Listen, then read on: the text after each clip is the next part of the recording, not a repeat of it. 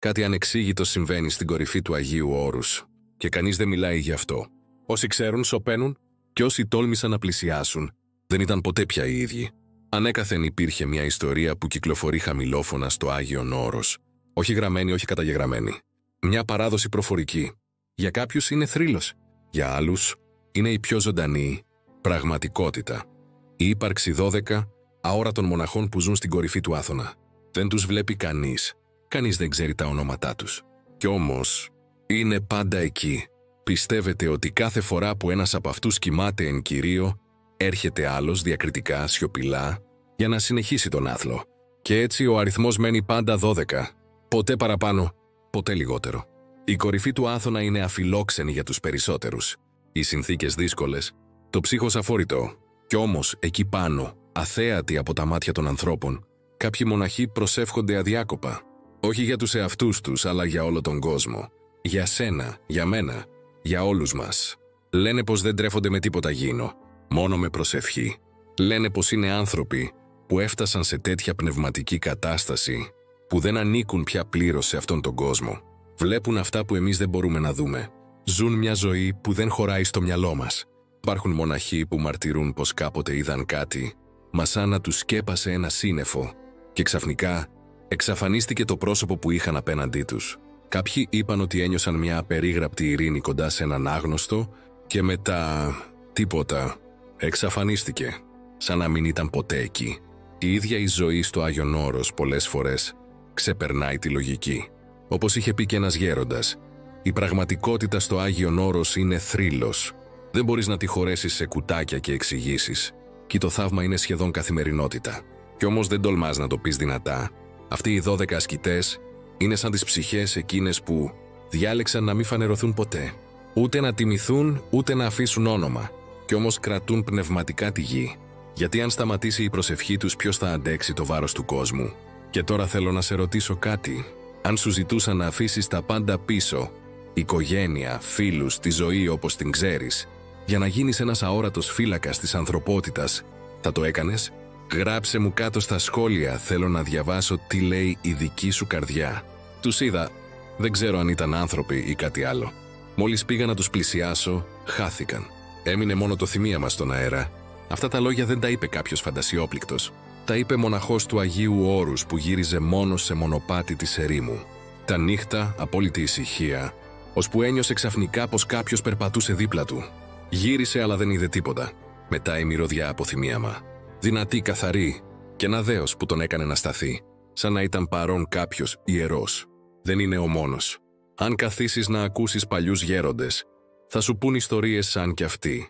Όχι με στόμφο, όχι σαν να καμαρώνουν, αλλά με χαμηλή φωνή και κατεβασμένα μάτια, σαν να αγγίζουν κάτι που δεν τους ανήκει. Υπάρχουν και προσκυνητές που το μαρτυρούν, όπως ένας Λιβανέζος που πήγε στη σκήτη της Αγίας Άννας στην δεκαετία του 70 και μιλώντας με μοναχούς εκεί, έμαθε για μια ομάδα ασκητών, πάντοτε 12, που δεν εμφανίζονται σε κανέναν, εκτός ίσως από εκείνον που η καρδιά του είναι καθαρή σαν παιδιού. Όταν το άκουσε αυτό, σώπασε.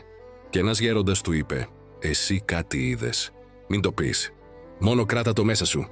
Ένας άλλος επισκέπτης του Όρους, σε βίντεο που κυκλοφορεί ακόμα στο YouTube, διηγείται πως κατεβαίνοντας από την κορυφή του Άθωνα, κουρασμένος και μόνος, είδε μια ανθρώπινη φιγούρα να τον πλησιάζει.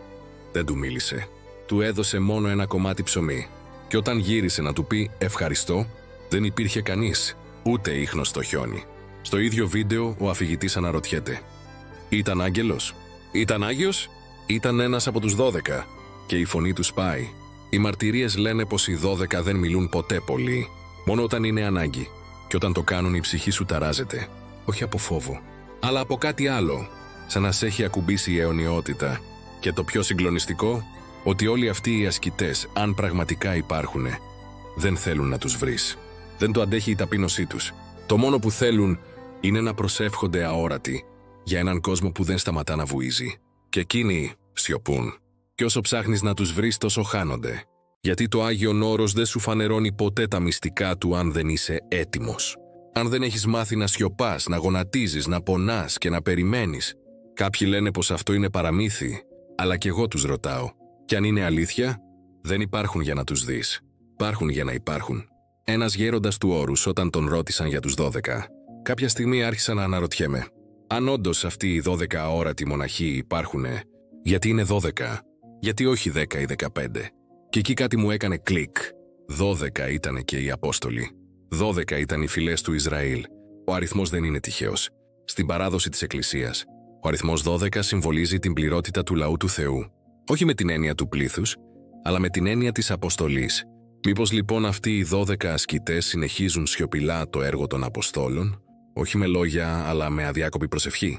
Όχι με θαύματα φανερά, αλλά με δάκρυα εκεί που δεν τους βλέπει κανείς. Ένας γέροντας είχε πει πως, όσο κρατιέται ακόμα το Άγιον Όρος στην προσευχή και στην νηστεία, ο κόσμος δεν θα χαθεί. Πως αυτή η σιωπηλή φρουρά είναι ό,τι απέμεινε από την αληθινή πνευματική μάχη. Δεν το είπε με υπερηφάνεια, το είπε με πόνο, γιατί ήξερε πως εμείς εδώ κάτω το έχουμε ξεχάσει. Αν ψάξει κανείς βαθύτερα, θα βρει κείμενα και λόγια που λένε ότι όσο υπάρχουν άνθρωποι που προσεύχονται με όλη τους την καρδιά, ο Κύριος κρατάει τον κόσμο. Όχι γιατί του χρειάζονται, αλλά γιατί μας δίνει χρόνο να μετανοήσουμε. Λέγεται ότι κάποτε θα γίνει η τελευταία Θεία Λειτουργία πάνω στην κορυφή του Άθωνα. Κανείς δεν ξέρει πότε, ούτε ποιος θα την κάνει, ούτε ποιος θα είναι παρόν. Μα λένε πως όταν ακουστεί εκεί για τελευταία φορά το μετά φόβου Θεού, κάτι στον κόσμο θα αλλάξει για πάντα. Και αν εκείνη τη λειτουργία την κάνουν αυτοί οι 12, αν η παρουσία τους είναι ο τελευταίος κρίκος που ενώνει τη γη με τον ουρανό, δεν ξέρω την απάντηση. Αλλά ξέρω κάτι άλλο, ότι αυτή η ιστορία δεν είναι απλώς μια ωραία αφήγηση για να συγκινηθούμε. Είναι ένα κάλεσμα. Να ξυπνήσουμε, να σιωπήσουμε λίγο. Να σκεφτούμε ότι ενώ εμείς τρέχουμε, κάποιοι στην κορυφή του Άθωνα, στα χιόνια και στη μοναξιά, γονατίζουν για εμάς, χωρίς να ζητούν τίποτα, χωρίς να θέλουν να τους ξέρει κανείς. Μόνο να σωθεί ο κόσμος. Και για να σωθεί ο κόσμος, ίσως χρειάζονται ακριβώς 12. Δεν ξέρω αν αυτοί οι 12 μοναχοί υπάρχουν στα αλήθεια. Δεν ξέρω καν αν θέλουν να πιστέψουμε στην ύπαρξή τους. Αλλά όσο διάβαζα, όσο άκουγα μαρτυρίες, όσο ένιωθα την καρδιά μου να μαλακώνει, άρχισα να πιστεύω ότι τελικά το θέμα δεν είναι αν υπάρχουν εκείνοι. Το θέμα είναι αν υπάρχουμε εμείς. Εμείς που μάθαμε να ζούμε με θόρυβο, με ένταση, με αγωνία και με θυμό. Και ξεχάσαμε να σιωπούμε. Ξεχάσαμε να προσευχόμαστε.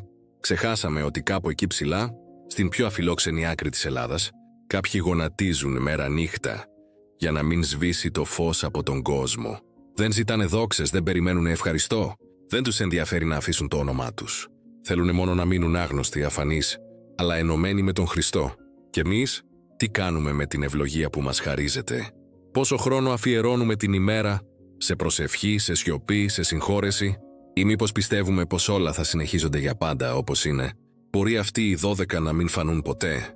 Μπορεί να μην τους γνωρίσουμε, αλλά ίσως κάποια μέρα, στο πιο σκοτεινό σημείο της ζωής μας, νιώσουμε εκείνη την ανεξήγητη ειρήνη, εκείνο το θυμίαμα στον αέρα, εκείνο το απαλό άγγιγμα στην ψυχή. Και τότε ίσως καταλάβουμε ότι κάποιος προσευχήθηκε για εμάς. Κλείνοντας αυτό το βίντεο, δεν σου ζητάω να πιστέψεις τίποτα. Μόνο να αναρωτηθείς. Και αν όντως υπάρχουν, και αν είναι ακόμα εκεί αυτή τη στιγμή και προσεύχονται για σένα, άφησέ μου ένα σχόλιο με τη σκέψη σου. Αλλά όχι απλώς για να γράψεις κάτι. Γράψε αυτό που σου λέει η καρδιά σου. Και αν νιώθεις ότι κάποιος χρειάζεται να το δει αυτό το βίντεο, στείλε το. Μπορεί να του αλλάξει κάτι βαθύτερο από όσο φαντάζεσαι